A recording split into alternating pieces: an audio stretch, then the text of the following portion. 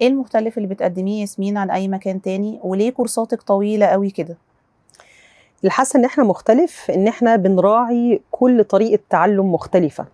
في ناس بتحب تتعلّم العُمق، يعني العلوم الأساسية زائد التطبيقات، ومن هنا طلّعنا بنسميه بالإنجليزي يعني niche، يعني طلّعنا فكرة تخصُّص التخصُّص، إن إحنا قُلنا في الآخر إن لازم نتعلّم كذا وجهة، كل وجهة لوحدها استحالة أعرف أتعلّمها في يوم، يومين، 3، 4، شهر، شهرين.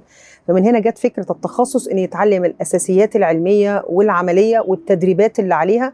فعشان كده البرامج طويلة، أقل برنامج عندنا من 6 شهور إلى أحيانًا سنة ونُص. المتدرب والمتعلم اللي عندنا مش بس درس الجزء العلمي وشربه كويس جدًا، جدًا، ده كمان مارس تطبيقات وأيام فيها مراجعات طويلة جدًا مع الcomentors اللي معانا. كل محطة بنتعلمها ما بننتقلش غير لمّا بنعمل تطبيقات عملية وسط المجموعة التعليمية اللي إحنا بنبقى فيها. فعشان كده البرامج بتاعتنا ما ينفعش تُدرّس في يوم أو يومين، لازم يبقى برنامج واخد وقته عشان المتدرب يخرج من التجربة دي وهو حاسس بالثقة في ممارسة المهارات اللي احنا اتعلمناها في البرنامج، سواء كان سكون، سواء كان سلامة، سواء كان انسباير، سواء كان انر باث، وكل البرامج اللي احنا بنقدمها في النيشز المختلفة.